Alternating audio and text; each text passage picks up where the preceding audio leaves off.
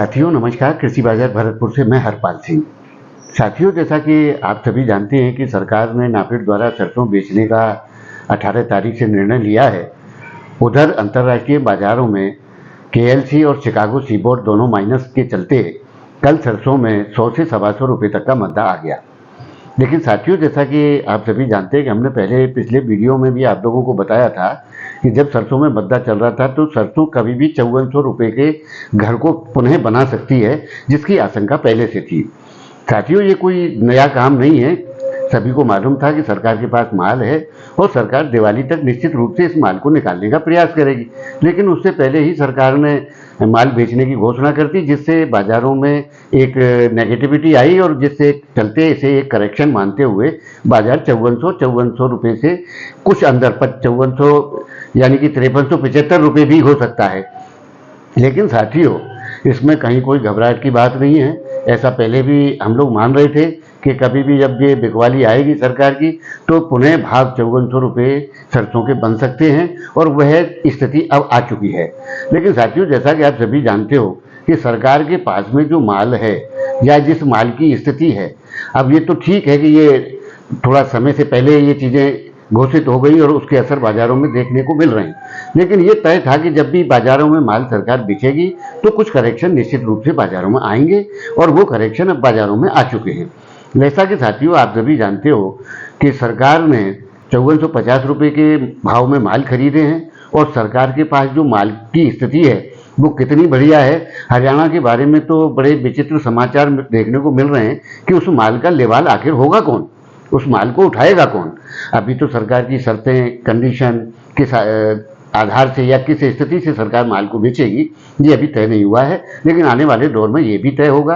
अभी 18 तारीख आने में समय है, लेकिन उस घोषणा से ही बाजारों में जो गिरावट का रुख देखने को मिला है वो निश्चित रूप से एक अच्छा संकेत है। इसमें घबराहट की कोई बात नहीं है। 25-50 रुपये के और इसमें करेक्शन देखने को मिल सकते हैं, लेकिन वो क्षणिक समय के लिए होंगे। उसके बाद बाजारों में सुधार होगा। बाजार 5400 रुपये से नीचे नहीं जाएंगे। हाँ, फिलहाल तेजी की संभावनाओं पर थोड़ा ब्रेक लग गया है, ऐसी स्थितियां जरूर बन गई हैं। लेकिन मद्दे की जो धारणा बना रहे हैं वो मद्दा इसमें सरसों में आने वाला नहीं है। सरसों का जो पुराना दौर था वो सरसों में अब लौटने की स्थिति नहीं है। इसलिए साथियों, पॉजिटिवता के साथ व्यापार करेंगे और सरसों में गिरावट के साथ माल लेने की सलाह देंगे। माल बराबर लेके चलेंगे, कोई घबराहट नहीं है किसी भी तरीके की। बाजार निश्चित रूप से जो 5650 रुपये से वापस हुआ है उस स्थिति को लगता है कि दिवाली तक ये पुनः प्राप्त करेगा, ऐसी हमारी धारणा है और संभावनाएं भी हैं।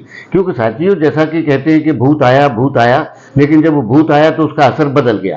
तो ऐसा ही कुछ लगता है कि जब ये सरकार माल बेचेगी और कैसे बेचेगी उसके असर बाजारों पे सकारात्मक होने की उम्मीद ज़्यादा है, बनस्पति नकारात्मक के।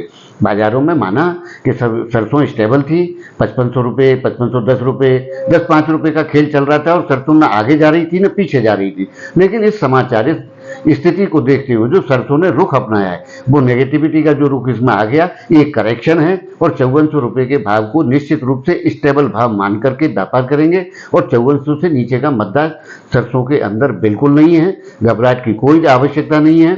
सरसों पुनः अपनी स्थिति की ओर अग्रसर होगी। इसलिए साथियों, घबराहट मानते हुए व्यापार नहीं करना चाहिए और जल्दी ही सरसों आप देखेंगे कि रिकवरी करते हुए दिखाई देगी। सरसों माना कि मोटी तेजी नहीं आएगी, लेकिन सरसों में मद्दा भी नहीं आएगा। क्रूड ऑयल बढ़ रहा है, उसके बहुत सारे कारण हैं, उस पर विस्तार से फिर चर्चा करेंगे। लेकिन फिलहाल के लिए आप सभी के लिए इतना ही। आपको हमारी जानकारियां कैसी लगती हैं कमेंट बॉक्स में जरूर बताएं। तब तक के लिए कृषि बाजार की ओर से आप सभी का बहुत बहुत आभार, धन्यवाद।